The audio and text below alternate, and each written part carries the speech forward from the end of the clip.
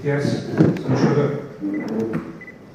ज्येष्ठ वसंतराव मोरे सर इथं आपले डॉक्टर जयसिंह पवारांच्या कन्या आणि त्यांनी इतिहासाचे अभ्यासक आहेत मंजुताई पवार आणि इथं आलेले सर्व शिवभक्त ज्यांना विशारद अतिक्रमण मुक्त करायचे आणि आपण सगळ्यांनी एकत्र येऊन काय निर्णय घ्यावा याच्यासाठी सगळे इथं जमलेले सर्व शिवभक्त मधुभगिनी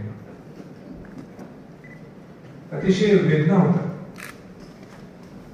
की ज्यावेळी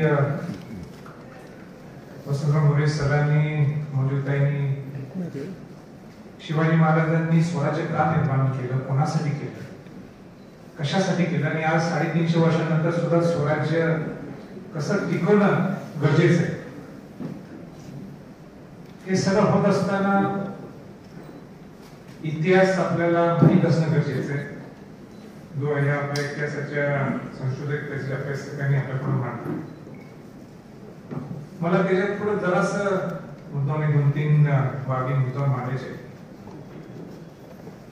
विशाळगडचे एक वेगळं महत्व आहे इतिहासात. ज्याप्रमाणे शिवाजी महाराजांची पहिली राजधानी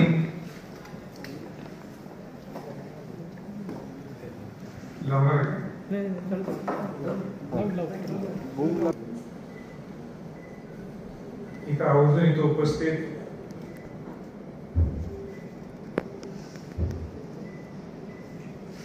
डॉक्टर वसंतराव मोरे सर, इथं उपस्थित डॉक्टर जयसिंह पवार सर यांच्या कन्या इतिहासाचे अभ्यासक माननीय मंजुताई पवार आणि विशाळगड माझा अतिक्रमणच्या माध्यमातून मुक्त व्हावं किंवा विशाळगड अतिक्रमणापासून मुक्त व्हावा याच्यासाठी सहकार्य करण्यासाठी किंवा सपोर्ट करण्यासाठी किंवा आपल्या भूमिका मांडण्यासाठी इथं उपस्थित सर्व शिवभक्त मधुभगिनी मनापासून वेदना होतात की ज्याच्यासाठी शिवाजी महाराजांनी स्वराज्य निर्माण केलं, स्वराज्याच्या माध्यमातून 350 वर्षांनंतर सुद्धा आपण कसं पुढे जायचं शिवाजी महाराजांचा आदर्श हे आत्मचिंतन करण्याची निश्चित वेळ आली. इतिहास संशोधक वसंतराव मोरे सरांनी थोडक्यात पण सविस्तर पद्धतीने विशाळगडचं महत्व सांगितलं आणि खरोखरच आहे की प्रामुख्याने मला त्याच्यात थोड्याशा गोष्टी वाढून सांगायचे किंवा ऍड करायचे. शिवाजी महाराजांच्या प्रमुख राजधान्या होत्या. राजगड असेल, पहिल्यांदा 25 वर्ष शिवाजी महाराजांनी राजगडमध्ये आपलं स्वराज्य चालवलं.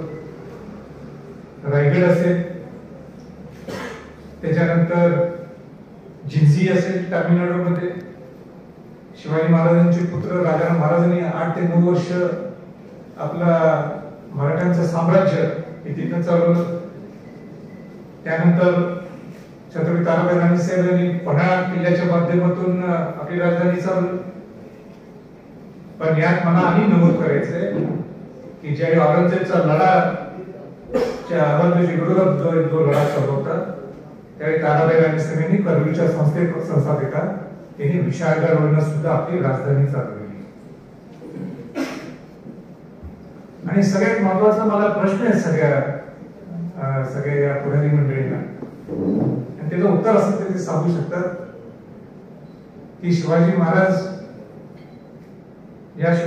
छत्रपती शिवाजी महाराजांना ज्या विशाळगडांनी वाचवलं, ज्या विशाळगडांनी संरक्षण केलं, त्याच करवीर संस्थापिकेच्या छत्रपती ताराबाई राणीसाहेबांचे पुत्र करवीरचे शिवाजी पहिले त्यांचा राज्याभिषेक सोहळा सुद्धा हा विशाळगडला झाला. म्हणजे एवढा मोठा इतिहास असताना सुद्धा आपण त्याच्यावर विचार करायचा नाही का? आणि म्हणून मला असं वाटलं की 1-1.5 वर्षाच्या अगोदर की आपण विशाळगड किल्ल्यावर जाऊ. कारण नुसतं आम्ही ऐकून होतो आणि इच्छाच व्हायची नाही की आपण विशाळगड किल्ल्यावर कतलखाना तिथं आहे, तिथं बकरी कापल्या जातात, तिथं कोंबड्या कापल्या जातात, जेवण केलं जातं, बिंदास्तपण आणि मद्यपान तिथं केलं जातं.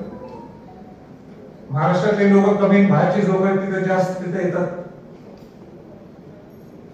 आणि हे सगळं ऐकून होतं मी, आणि हे सगळं ऐकून माझं मन होत नव्हतं का आपण कसं काय करायला वेदना तर होत्याच.